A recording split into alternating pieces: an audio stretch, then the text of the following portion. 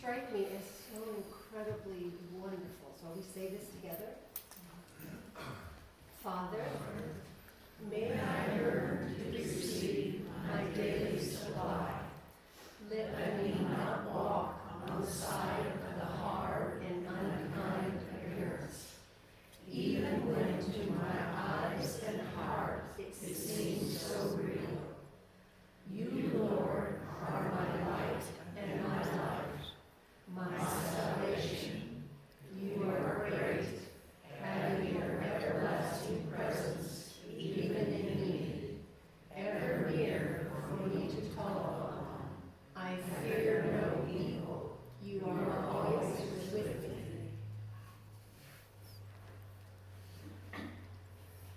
So now when the slide is to turn, I'm to look there and pay no attention to the woman behind the curtain.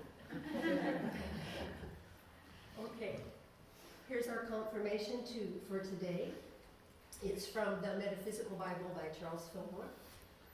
A consciousness of eternal life places one in the stream of life that never fails.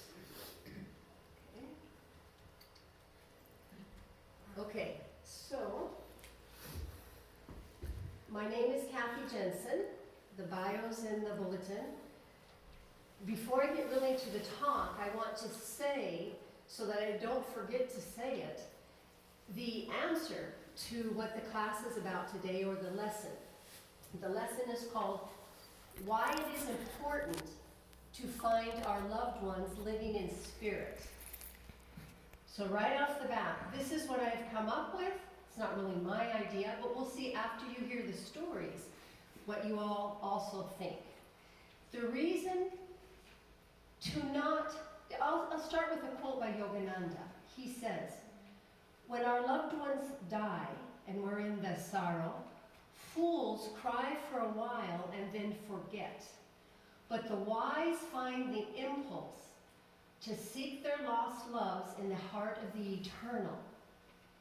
That is what my mission, our mission, is about. It's about seeking our loved ones in the heart of the eternal. Finding our loved ones living in spirit, because when you do, I can tell you that you cultivate a field for experiences. It's like if you build it, they will come. Those experiences that religion tries so hard to explain, but nowadays seems to explain away, those experiences connect you with God, the divine, the power that fills the universe, whatever you want to call it, actual experiences. This is what happens. So I want to say that off the start before I forget. I get going on the stories and sometimes lose track. Okay, so, first I want to make a little comment about the song that you heard. It's kind of a sad song. It's the normal approach to death. It's the song that Phil Collins wrote for Eric Clapton when Eric Clapton's little boy died. And it's how 90% of our culture views death. It's just like, oh, I'm sorry, that person's lost, it's just horrible. It is walking on the unkind and hard appearance of death. Because there's nothing so unkind and hard as our view of death. And then the prayer from Aramaic, that is what the disciples would have heard Jesus say. So 2,000 years ago, they hear things like, don't walk on the hard and unkind side of things, even when to our heart and mind it seems so real. 2,000 years ago, there's the idea that things are not what they seem on the surface, that there's layers and layers of meaning. So in my own mission, my son Aaron is at the heart of it. You'll hear more about him. But I want to say this. The last time I was here in this Unity Church, the first time I'd ever heard of Unity, was I came to this church, I was guided here, that story comes later, was 5 years ago.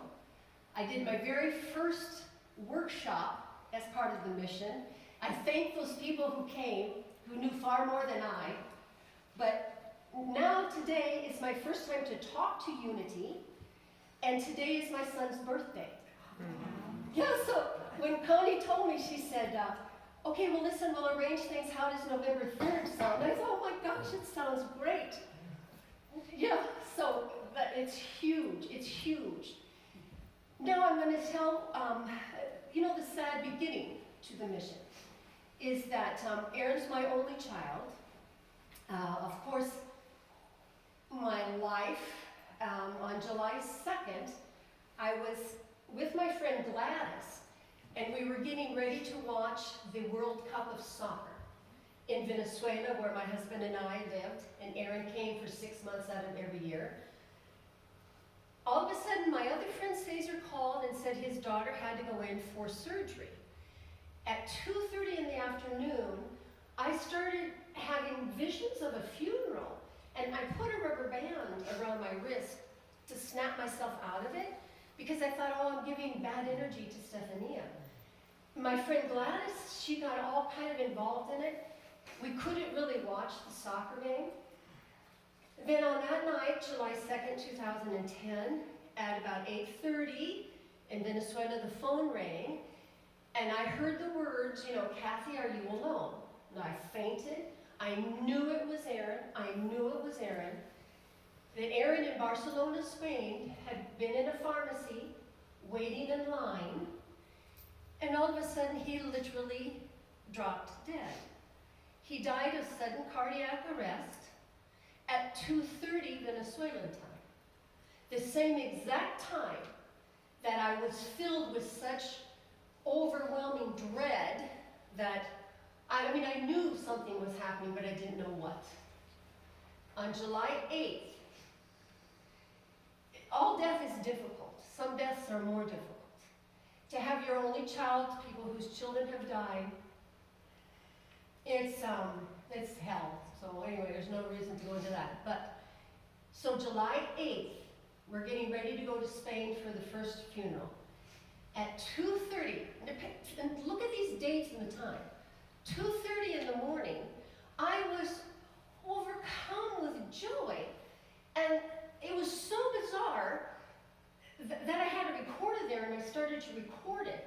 And I heard, or kind of felt more than heard, these words. And those words were that I had been a good mom for Aaron, that I had listened to his ideas, that everything was fine, that I had to be patient, that patience is my virtue, and that I was to be patient with myself. I'm going to have to get drink water.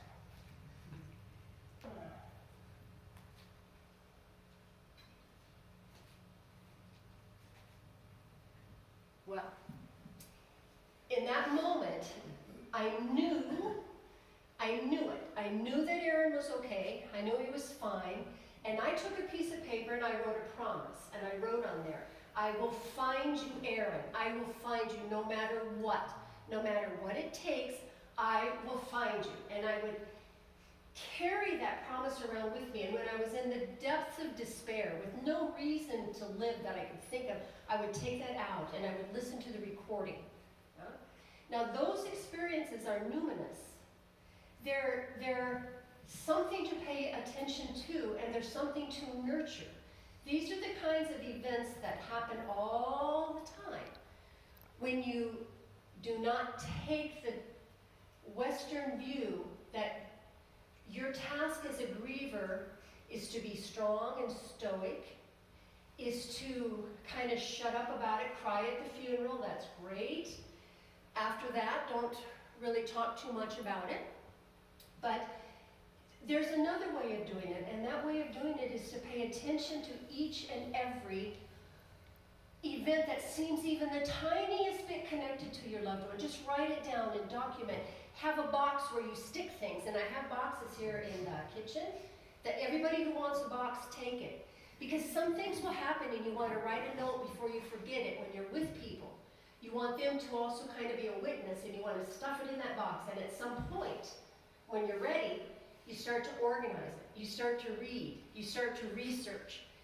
Then you find out that you are the person, like I, who, with utmost daring, discovered what was discovered before. That's the key. This is all known. It's everywhere. It's just that As our culture, we don't talk about it. And that's the great thing about unity. And some other religions that are doing their best. That religion, the original intent, says Carl Jung, is to take a careful look at these unexplainable events and integrate them into our lives. Now I'm going to tell you 4 different stories that have led me to this conclusion. See what you think.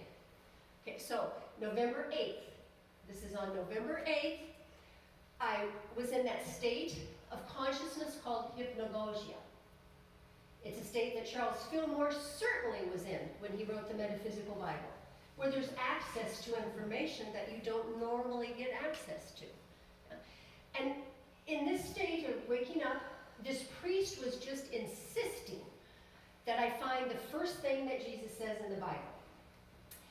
I asked a few people had different ideas, let there be light. 5 years later, I came across, I had read this at least 5 times, but I came across Marvin Meyer's translation of the Gospel of Thomas.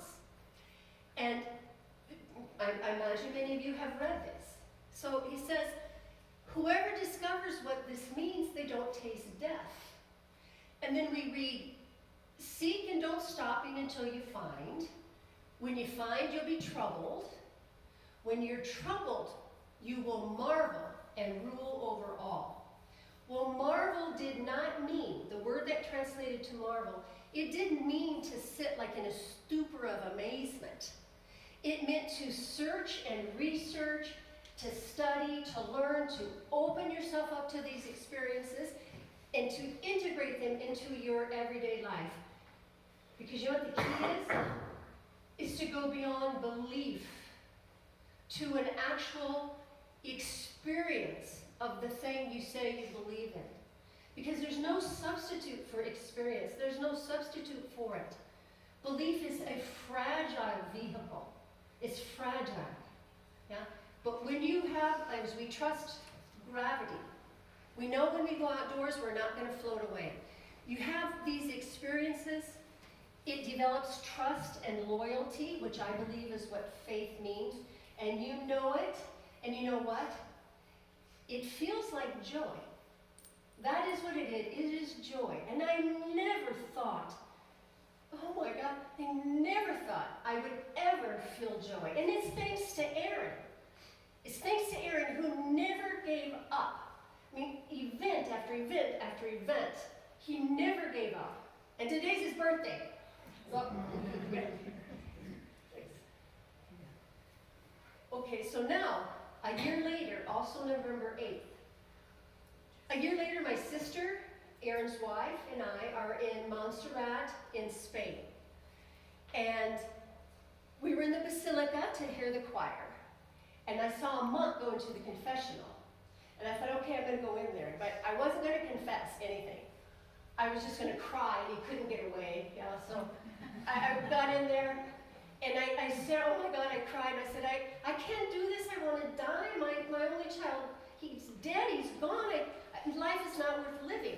And that monk, he never said any of the other stuff I heard, like, well, think of the pain of Mary, you know, which I never got really if she knew Jesus was God. But anyway, he never said any of that stuff.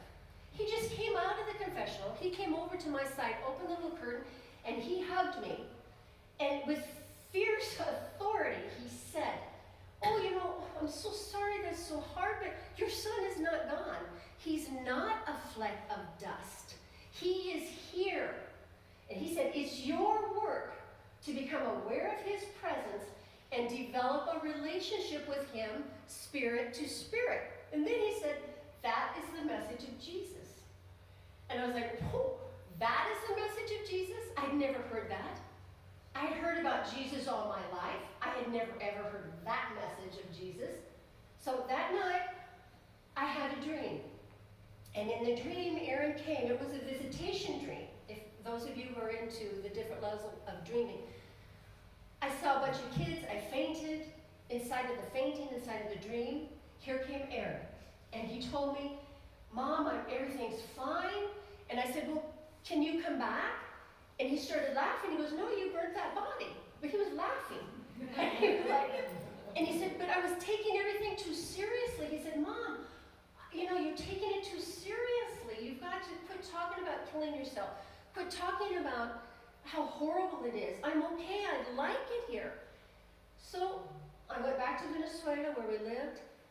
And on December 29th, for some reason, there's a lot of for some reason, I felt the terrible, extremely powerful urge to call Aaron's biological father. And I did it.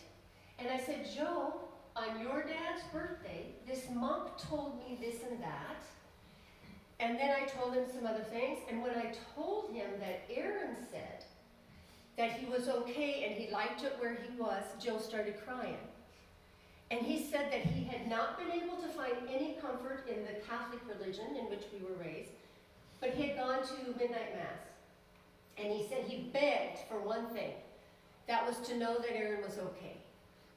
And he felt like my calling him 4 days later was an answer to his prayer.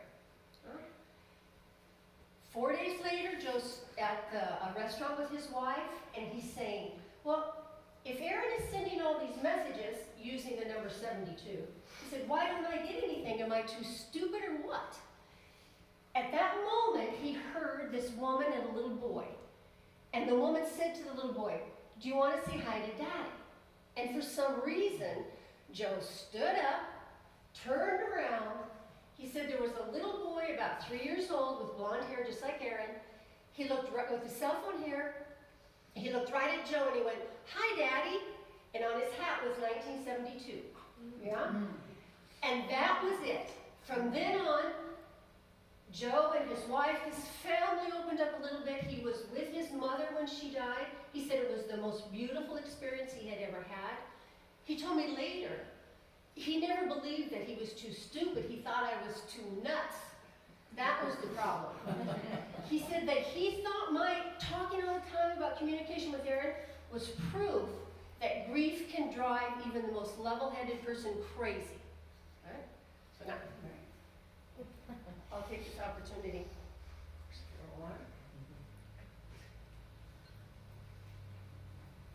Okay, so now we're in 2013. Right after Aaron died, our nephew Ephraim called Alejo and said, I want to talk to you because there's something that's going to help Aunt Cathy. So Alejo went over there. Now for us, Ephraim was a beautiful young man. It was very superficial in our minds. And he told Alejo for the last 3 years he had been doing a lot of spiritual work. And he had been working on A Course in Miracles. And he said, I want you to tell her I know that Aaron is okay. I know it. It's not that I believe it, I know it. And then, 8 days later, Ephraim died. He was in a small airplane, and that boy was gone physically. At his funeral, they had a prayer that St. Augustine's mother evidently had written for her son, saying, if you love me, don't cry. And so I took that as a big message to get A Course in Miracles, which I did. I've been a serious student of the Course ever since. And on this day, I had read 2 lessons. So the first one says you're going to have a totally new experience today. You've been celebrating death for too many days. Today you're going to experience joy. And the second one was about Christ's vision. And the thing about that book, it's all about you're not a body. Don't look at anybody as a body. And this lesson was all about that. See no one as a body. You can learn to see with Christ's vision. That's what I read. Okay, then I decided to go to town. I had a school called the Iowa Institute. We taught Spanish and English. I had no reason to go to town. The school was closed. I don't know, for some reason. This is another for some reason. I got down there. I went to get a cup of coffee. I walked around thinking, oh, he's not a body, he's spirit. Oh, she's not a body, she's spirit. I felt kind of kooky. I got my coffee, I came back, and there was this old man. His pants were like all wrinkly and his shirt was all unbuttoned. He was waiting by the door. I don't know why, because it was obviously closed. And he told me, well, I need to register my daughter. And I said, and instead of saying, we'll come back tomorrow, I said, come on in. So he gets inside, and all I do is start bawling. I start saying, I can't do this, my son died, I hate this, I can't do it, I can't do it. This old man came over, he took my hand, he said, Professora. He sat down at the table, one on each side of us. He took my arms like this. He looked right in my eyes, and he said, literally, he said, we can learn to see with Christ's vision that no one is a body. He said the exact words of what I had just read.